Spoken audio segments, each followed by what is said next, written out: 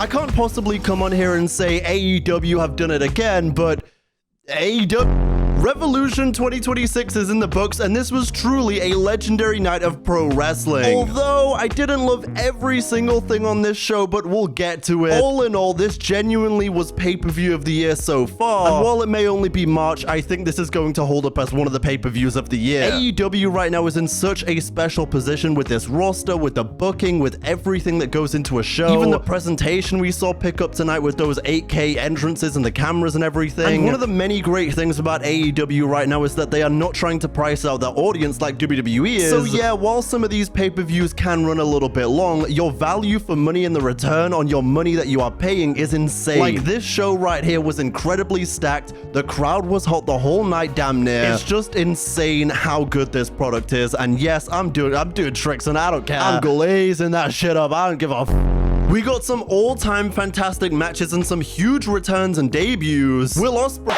he laid waste to the Death Riders with hidden blades, and it was sensational. My Billy Goat is back, and the agenda is stronger than ever because all in Wembley, we coming. But in the meantime, if we go in the direction of Ospreay winning the CC, I wouldn't hate it. We also had the return of Edge, aka Adam Copeland, and Christian Cage.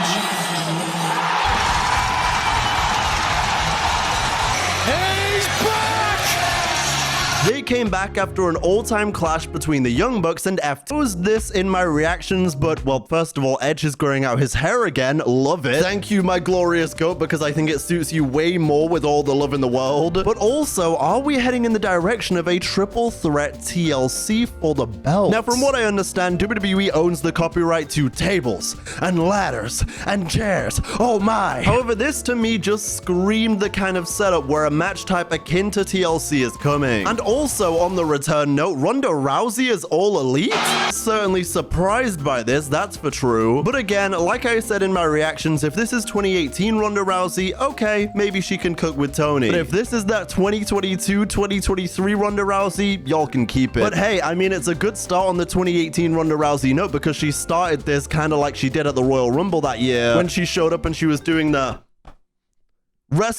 Charlotte, Asuka, Alexa, do you breath, because I know this was a lot to start. It was a hot start, but in general, this pay-per-view began with a hot start with the national championship match spilling into the main show. And this is something that you guys know if you consistently watch my videos. You know I love this because it's one of my biggest grievances and pet peeves with Monday Night Raw and Friday Night SmackDown, that those shows can't just start with wrestling, just get into the action. I don't want to hear people talking in this formulaic manner every single week. And with AEW on their pay-per-views and even sometimes on the weekly shows on Dynamite and stuff, it just goes straight into it, and I love the way to start the show. I've spoken before about how I've really come around again on Jungle Jack, and how I love everything Ricochet has done since he went to this company. And that ending, by the way, Jack Perry's core strength to have both feet that close to the floor, fair play. Then we move back to talking about FTR versus the Young Bucks. Oh my. This deadass might have been the greatest tag match I've ever seen. Okay, maybe that's too much glaze, but seriously, it was insanely good. FTR versus the Young Bucks is truly a timeless feud. The Bucks entered to a sweet video package by their kids and then entered alongside said kids. One of their younger Bucks even pulling off an athletic sequence mid-entrance in the ring. The future of this business is right there, folks. Then FTR being the bastards. Almost too many highlights from this match and the show in general that I want to show you. And I know what some of you are going to be thinking. Damn, DDJ, get off the tip. Stop doing tricks on it. Damn, Deontay, did you start working for Duncan with all that fucking glaze? And, you damn right. There was then a piece of storytelling where one of the younger Bucks spurs on Matt to continue at ringside. To the jaw. And now in front of Matt's mother, father, and his brother. And Malachi throwing the liquid into the eyes and FTR. Then as Dax starts tuning up the band, mocking it once again, it's counted into some sharpshooters to a huge pop. Crypto.com arena, but Matt Jackson into the fray, sharpshooter of his own. As Dax and Cash are locked in, Cash starts biting Dax's finger and slapping him as they escape. Diving through the ropes was Matt Jackson, but now popped up, slingshot, powerbomb, high stack, 2, no! And then in our for the love of the game moment of the match, one in a second. Oh my God! Then as this slugfest continues, that bold Joe Swanson grabs the leg of Nick at ringside. Oh wait, a second shatter, And then we see the fighting Bushido of Nick Jackson. Oh, trigger. Oh, that's it. One. Nick Jackson won't stay down. You know what? Maybe that's the for the love of the game moment of the week. A BTE trigger sees a very near fall, and a Meltzer driver sees an even closer one.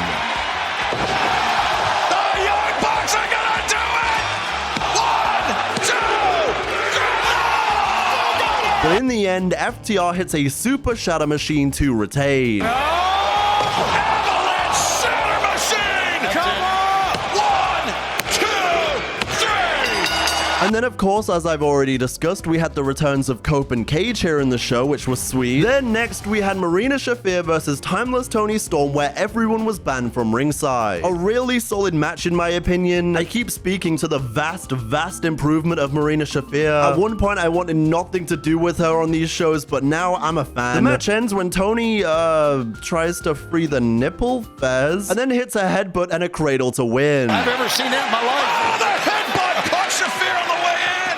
And now the big package! 2, 3! Then, of course, after the match, we'd have the debut of Ronda Rousey in AEW, which is certainly going to be interesting. Then we had Moxley versus Takeshita, which, wow, this series has been something special. Back driver from Moxley, elbow strike. Lariat takes Takeshita. Just two demons beating the shit out of each other.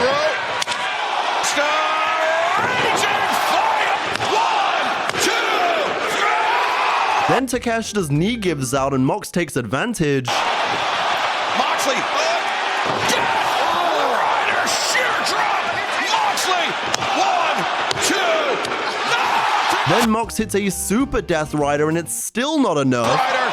Yep. Yes. It's your house. 2.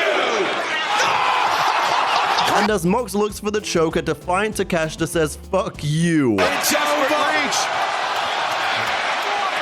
Oh, look at the expression. The face is slacking. Takeshita. Another, I'm running out of adjectives, stupendous match on this card. As Takeshita and Mox exchange respect after the match, we would then of course see the return of Will Ospreay, who laid waste to the Death Riders like Prime Ezio Auditore da Firenze and stood tall. He's out for blood and he is out for revenge. Death Riders, requiescat in pace. Then we cut backstage where Willow is nursing a partial injury from the hands of Kross and Bayne after successfully defending her TBS title on the 0 hour.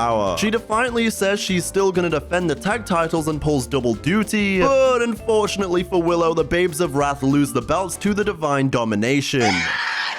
Slammed! 1, 2, 3! My God! Then we had Swerve versus Brody King, which I really liked as well. The intensity and the crowd investment in this feud is so fun. He is not held aside.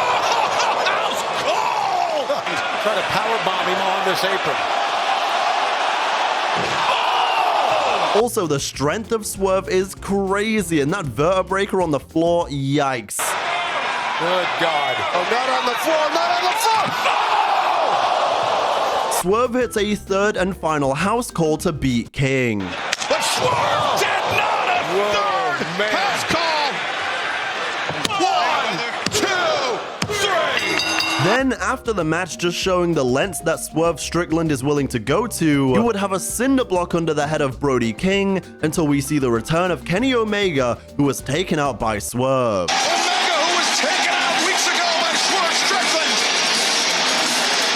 now back with a palpable fury. Then it was time for 2 out of 3 falls, Thekla defending the AEW Women's Championship versus Kris Statlander. Thekla with a pre-entrance video package which basically said if you play nice you lose, you need to take what's yours, and tonight, we're getting toxic. Thekla would get the first fall with a sneaky pin holding the ropes, but the ref didn't see it. Bridging back, 1, 2, and around the rope, Paul Turner didn't see it, and Thekla. Kris, frustrated, would respond with more aggression as Thekla hits a spider suplex. Then Kris catches Thekla on the outside and just has her in the thick of it, like boom, boom, boom, boom.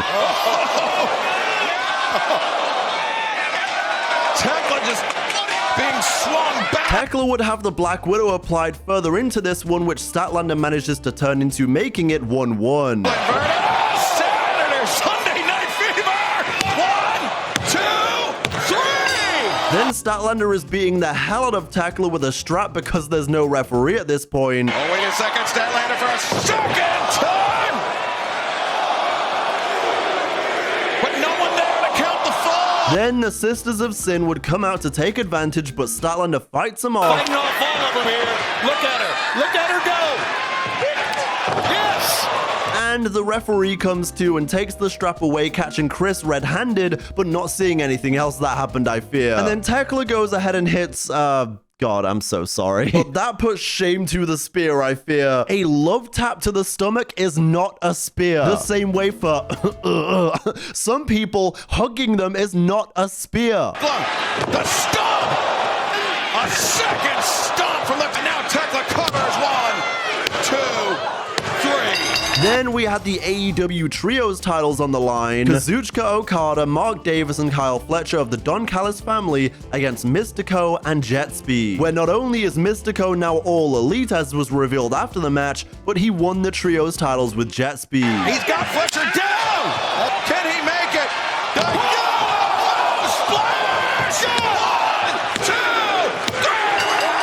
Which now makes MISTICO a Trios champion in both AEW and CMLL. Just a wonderful, wonderful scene. Then Bandito versus Andrade. God bless, fellas. Bandito would play mind games and rip his pants off like Andrade, or at least he tried. There you go. Snag it. Andrade made him pay. Then Andrade would take his off a bit further into the match and, The high fly. Yeah, it's a great adaptation. Oh, Lord. Callis swooning to our left here. Like, damn, I didn't know Dwayne went to AEW because this motherfucker is rocks. Bandito. Andrade, great adjustment by Andrade. 1, 2. Oh, Bandito. This match had just about everything and even another selfie with more fine shit. Bandito was flying all over with dives, shooting stars, Eddie Guerrero fueled frog splashes. Bandito hits an X knee and then goes for the 21 plex. The 21 plex. No, he turned around. Oh, good God. He caught him with the elbow. Andrade wiped him. That's it. No. After kicking out of that elbow, Bandito hits a 21 plex while Andrade is prone. What's Bandito going to try now? We're trying with the body. I can't say enough great things about the chemistry of these two. I mean, the ending run of a sequence was chef's kiss. 21. No. Andrade going to do here? No. The DM from the ropes. Andrade covers. Collects. Then we had a Tornado Trios match between Roderick Strong, Orange Cassidy, and Darby Allin against the Dogs Dem, you know. Darby. Another day in AEW, another day of Darby Allin being absolutely insane. Also, Gabe Kidd took a unique bump with a skateboard to the back of the head. Trying a break. Hey man, that is no fun at all. I'm low-key waiting for the day we get a really meta wrestler like that, where their gimmick to hurt people is just everyday human things that hurt like hell. Like, you know, standing barefoot on a piece of Lego that you didn't know was there. Or, you know, hitting your funny bone in your knee or your elbow. Ugh. Or, you know, when you're having a frustrating day and you get your finger trapped in something, or like, you know, you didn't see it coming, like, yeah. Start feeling like Jerry from Wizards of Waverly Place, where you're like, ooh, ee, ah, ah.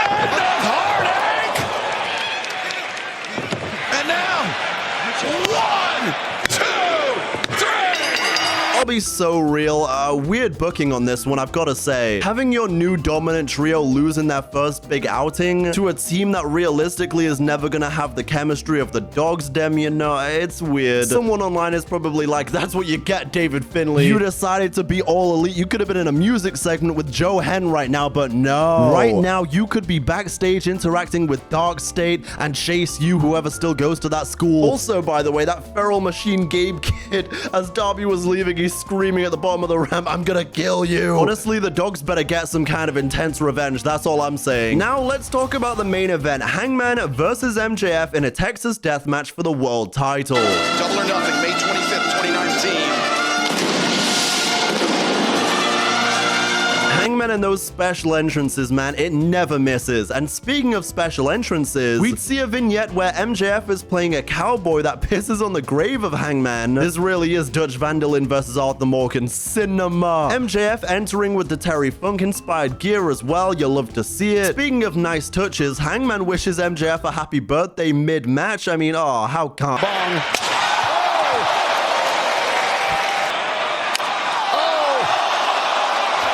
Never mind, it wasn't as kind as I thought. To the broken glass! Oh, no.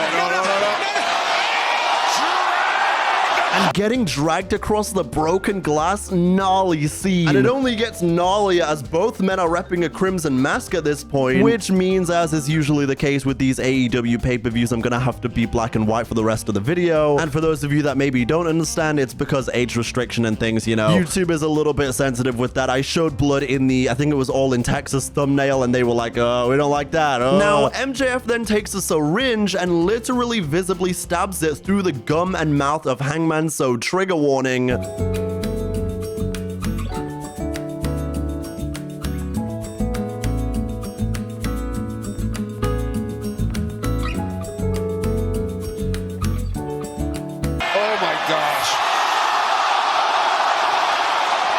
Yeah, man, fucking yikes at this. Oh, like, I think AEW is conditioning me to love sick shit because while I haven't seen a ton of like CZW or even GCW that much, like a year or two ago, I might have said this was a little bit too much, but now I kind of like it. I kind of... Yikes. Good God. Look at that face, man. I agree with you, fella. Yeah. Someone's dad in the show right here, and mind you, this is his first AEW show, poor guy. Center of the ring! Down through the table! To be fair, we see a lot of shocked and stunned reactions, which are great, but folks, it is Texas Death, to be fair. And honestly, it really did live up to the name. MJF barely gets up at the count of 9. Got him, but MJF finds it! Then there's no way this isn't getting restricted. Hangman with 2 light tubes over the head of Maxwell. Yeah, but that is. Oh my God. Then the camera cuts to what fans are now calling the Andrade shot. We get a look at Hangman's crotch and, it's hard to tell. Hangman then unleashes the skewers and hits a buckshot lariat after that. Gosh. But this one keeps going, and now Hangman has a dog collar. Similar vibes to when he choked out Mox at All In. And the commentators here do actually hint at a previous Revolution dog collar match that MJF was involved in. Oh no! Oh my goodness. They're gonna go. A wild look at the... I'm really starting to think we're all sick fucks, but not important. This match is getting 5 stars on my letterbox. Yeah, baby! Oh, it'll come at the Hangman! As Hangman fired up, he was seemingly about to win the world title again, but... No, Hangman! Oh, wait a second! The dog collar around the throat! The same choke spot from All In that Hangman did to Mox, and it ends with Hangman passing out. Oh, God, look, blood on the... Oh my God. No.